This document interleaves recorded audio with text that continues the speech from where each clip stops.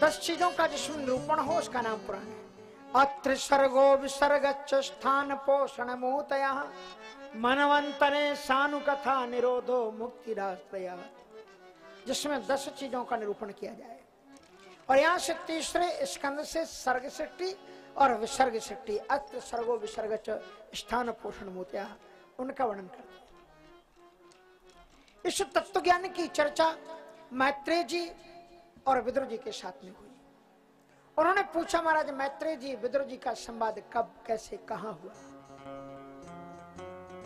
कहते हैं कि कुत्र छत्रु भगवता तो यदा मृधे कौरव संजयानाम यदा सभायाम यदा तु राजान स्वसतान साधून पुष्णन् धर्मेण विनष्ट दृष्टि।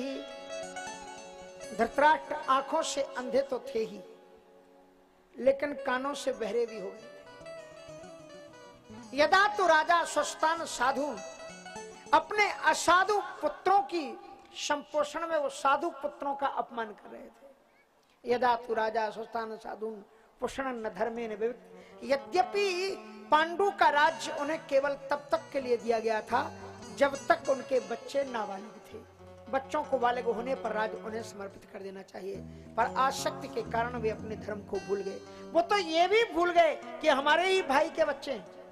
अधर्म पूर्वक उनको तमाम यातनाएं दी गई, लाच्छा भानु जलाने की चेष्टा की गई। और इतना ही नहीं, यदा सभायाम कुरु देव देव्याः केशा विमर्शम सुत कर्म गरिहम्। भरी हुई सभा में उन्हीं की तो पुत्र वधू थी द्रौपदी, केशा विमर्शम सुत करिगर। द्रौपदी ने रोते हुए चीखते चिल्लाते हुए धृतराष्ट्र से कहा था कि आप मेरे पिताश्री के सदृश हो। मैं आपसे कहती हूँ कि आप आंखों से अंधे जरूर हो, लेकिन आप कानों से बहरे नहीं हो। मैं आपकी पुत्र वधू हूँ, और आपके दरबार में आकर के एक राजा से अगर आप पुत्र वधू ना भी मानो तो मैं आपकी प्रजा तो हूँ। यत्र नार्यस्तु पूज्यन्ते रमन्ते तत्र देवता। महाराज, जहाँ स्त्री की आबरू जाती है वहां पर देवता लोग निवास नहीं करते। मैं आपसे आग्रह करती हूँ कि आप मुझे बचाओ। यदा सभायाम कुरुदेव देव्याः केशाविमर्शं सुत कर्म गरिहम्। अपने पुत्रों के निकृष्ट घृणित कर्म को भी उन्होंने तिरस्कार नहीं किया। और जब एक साध्वी स्त्री ने अपने आंखों से अश्रु गिराए और उसका आंचल जब भींग गया, गोविंद ने प्रकट होकर के उसकी रक्षा की है। सारी बीच नारी है कि नारी बीच सारी है। भगवान ने रक्षा की, और उसके बाद में भगवान गोविंद खुद उनके यहां पर दूत बन करके आए। और गोविंद जब दूत बन करके जा रहे थे तो द्रौपदी को यह लगा कि ये दूत बनने का मूल उद्देश्य यह है कि ये युद्ध टालना चाहते हैं। इसलिए द्रौपदी ने एकांत में गोविंद को बुलाया, कहा इधर आओ, आप दूत बन करके जा रहे हो। आंखों में आंसू भर करके द्रौपदी ने कहा कि तुम्हें मेरे इन आंखों के आंसुओं की सौगंध है। मैंने प्रतिज्ञा की है कि जब तक दुशासन के लहू से मैं अपने बालों को अभिषिंचित नहीं कर लूंगी तब तक मैं शांति से बैठने वाली नहीं हूं। इसलिए दूत बन करके जा रहे हो तो मेरे दिल के दुख को आप समझना अच्छी तरह से। गोविंद ने बड़े स्नेह से द्रौपदी को आश्वासन दिया, कहा द्रौपदी मैं जा रहा हूं, कर्म है, लेकिन मैं जानता हूं वो ऐसे उद्धृत हैं कि वो मानेंगे नहीं।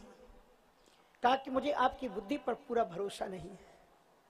एक बात कह दूं, कोई को बुरा नहीं लगना। अब भगवान की जाति पर भी लोग छीटाकशी कर देते हैं।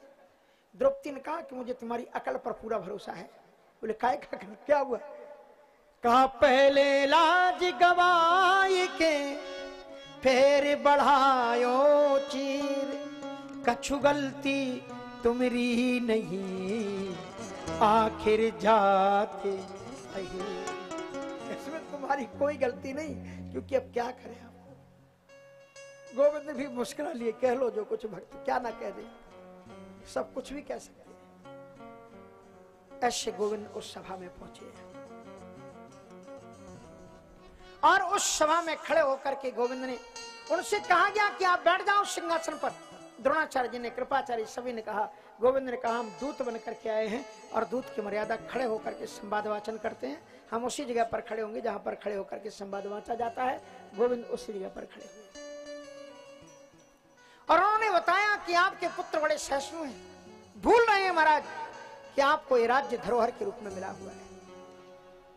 पांडवों ने आपके प्रति संदेशा भेजा है, धर्मपरायण है।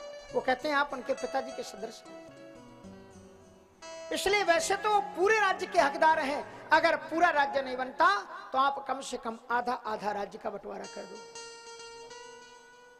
महाराज एक बात और कहें, युधिष्ठिर बड़े धर्मपरायण हैं। उन्होंने ये कहा कि अगर मेरे पिताजी की ये भी इच्छा ना हो तो अगर 5 गांव भी मुझे दे दें तो हम उन्हीं में से उदर भरण पोषण करके कर लेंगे, लेकिन भाइयों के बीच में लड़ाई हो ये हम नहीं चाहते। दुर्योधन बीच में उठ करके खड़ा हुआ, कहा शुच्चाग्रम न दास्यामि बिना युद्धेन केशव। आप तो 5 गांव की बात करते हैं, हम प्रतिज्ञा करते हैं कि सुई की नोक के बराबर भी हम तब तक भूमि देने के लिए नहीं तैयार जब तक युद्ध नहीं हो जाता। उसके बाद में भगवान कृष्ण ने तिरछी दृष्टि से देखा, कहा ये बैन मूल सुत भयो घमोई महाराज द्वाभ्याम तृतीयो न भवेन राजन, ये आपका पुत्र कलयुग के समान है और इसके कारण संपूर्ण राज्य का चौपट हो जाएगा। अंकुश लगाना चाहिए इसके ऊपर। और जो ही इतनी बात कही, दुर्योधन आग बबूला उठ करके खड़ा हो गया कि अरे अहिर के छोरे, तू मुझे शिक्षा देगा? हम जानते हैं तेरे बारे में, माखन की चोरी करने वाला तू, स्त्रियों के वस्त्रों का अपहरण करने वाला तू, गैया चराने वाला, तुझे आज इतनी अकल आ गई कि मुझे तू बताएगा कि मुझे क्या करना चाहिए। और उसने कहा कि तुम जानते नहीं, मैं तो बहुत कुछ कर सकता हूं। गुस्से में आकर के दुर्योधन ने कहा इसी वक्त इसको बंदी बना लो। गोविंद ने विराट रूप धारण किया। हाँ हाँ दुर्योधन बांध मुझे, अब इस साध को सांप तुझे, यह देख सिट्र मुझ में लय है, अमृत झूलता है मुझे, संसार फूलता है मुझ में, यदि बांध सके तो सिट्र बांध, इस अमर धरा की धरा बांध। हाँ दुर्योधन बांध मुझे। पृथ्वी कांपने लगी। गोविंद सौम्य स्वरूप हुए। द्रोणाचार्य भीष्म में आदि ने प्रार्थना की। गोविंद वहां से निकले, दुर्योधन के घर से निकले और दुर्योधन ने बहुत बाद में लोगों ने कोशिश की कि आप यहाँ ठहरो, लेकिन भगवान वहां पर नहीं गए। और उसके बाद में जो ही बाहर निकले हैं, बाहर निकलते ही विदुर जी महाराज ने उनके श्री चरणों में प्रणाम किया है, प्रणाम किया और अश्रु बिंदु उनके छले उनके चरणों में गिरे। क्या बात है? कहा कि महाराज ये आंसू मेरे नहीं हैं, ये विदुरानी के हैं।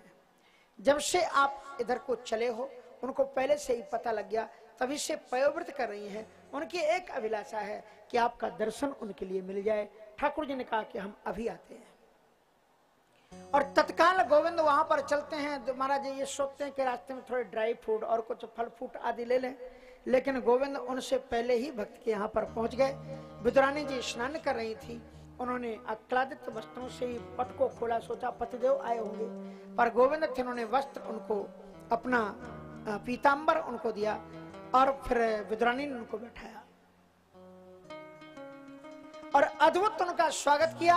और वो आसन भी देना भूल गई और जो उनको फलाहार के लिए केले के फल रखे हुए थे, केले के छिलकों को उन्होंने छीला तो केले तो बाहर गिरा दिए और केले के छिलकों को गोविंद को दे रही थी। सबसे ऊंची सबसे ऊंची प्रेम सगाई, सबसे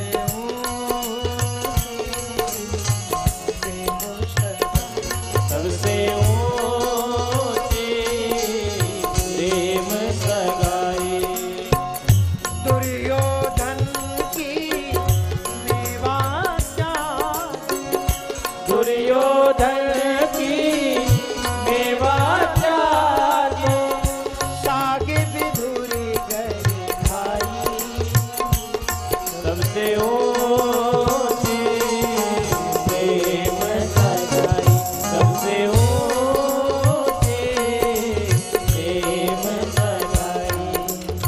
भगवान ने दुर्योधन के मेवा त्यागी साग विदुर गए खाई। ऐसा कभी होता है क्या? उल्टा पुल्टा हो जाता है। आप लोगों ने देखा होगा शादी और विशेष प्रोग्राम के समय पर माताएं भी प्रेम में डूब करके कभी ऐसा करती हैं? आप इतनी गलती तो नहीं करती होंगी, लेकिन एक गलती करती हैं। अगर माताएं इकट्ठी हो जाएं शादी विवाह या किसी मौके पर इकट्ठे सब्जी वब्जी बननी है और बीच में रख दिए गए मटर, छीलो इनको।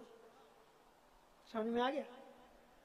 बातचीत में इतनी मस्त हो जाती हैं, प्रेम में इतनी डूब जाती हैं कि छिलका अंदर फेंक देगी, दाने बाहर। ऐसा होता है। ऐसे ही प्रेम में डूब करके उन्होंने किया, छिलके तो ठाकुर जी को दे दिए। विदुर जी महाराज ने कहा कि ये क्या क्या किया तुमने?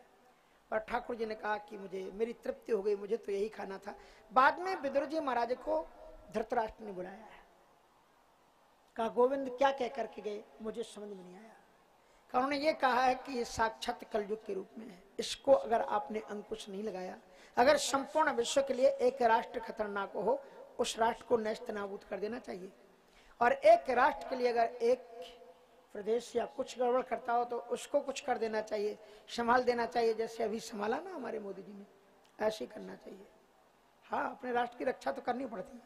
और उसके बाद में और कहते हैं कि अगर एक जिले के लिए एक गांव, तो फिर उसको दुरुस्त व्रस्त करना चाहिए।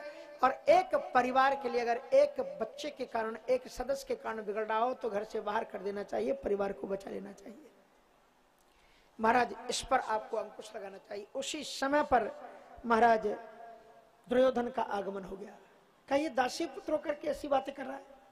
कायेन मत्रोप जुहाव जीवम दास्या सुतम यदि वलिने बुपुष्टा तस्मिन् प्रतीपः परिकृत्य आस्ते निर्वास्यतामासु पराच्छसानः। ये दासी का पुत्र होकर हमारे टुकड़ों पर पड़ने वाला और हमें रास्ता दिखा रहा है। किसने बुलाया इसको? इसको तत्काल यहां से बाहर करो। निर्वास्यतामासु पराच्छसानः। और ये सारे के सारे शब्द जो बच्चे की तरह था उनका, उसने कहे और धृतराष्ट्र के सामने कहे। धृतराष्ट्र ने एक बार भी नहीं टोका कि बेटा तुझे ऐसा नहीं बोलना चाहिए। और इसलिए साहित्य मत्र बड़ कर्णवाणी भ्रातु पुरो मर्म से ताड़तोपी,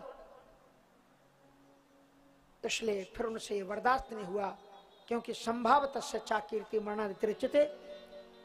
और उन्होंने फिर क्या किया? स्वयं धनुर्द्वारी निधाय मायाम गतव्यथो यादुरु मानयाना। वहां से निकल करके वो निकले, धनुष्मान दरवाजे पर रख दिया, तीर्थ यात्रा में चले गए। धनुष्मान बाहर क्यों रखा? इसलिए रखा कहीं ये लोग ऐसा ना सोच लें कि महाभारत के युद्ध में अब ये पांडवों की तरफ से युद्ध करेंगे। शांति का वर्णन करते हुए तीर्थ यात्रा में चले गए। उस तीर्थ यात्रा में कैसे कैसे की वो आप ध्यान से आप पढ़ना कभी। श्रीमद् भागवत के बड़े अच्छे प्रसंग हैं। भूमि पर शयन करते थे और जो मिल जाए उसको खाते थे। और हम लोग तीर्थ में जाते हैं तो सबसे पहले पूछते हैं, महाराज जी वो आश्रम बताओ जिस आश्रम में एसी कमरे हो। दिन रात तो ये तुम एसी में सड़ते ही हो, कम से कम तीर्थ में जाकर के तो जमीन पर लेट लो। वहां पर तो जाकर के किसी संत के आश्रम में ठाकुर जी को लगा हुआ भोग प्रसाद ग्रहण करो, जीवन आपका धन्य हो जाएगा।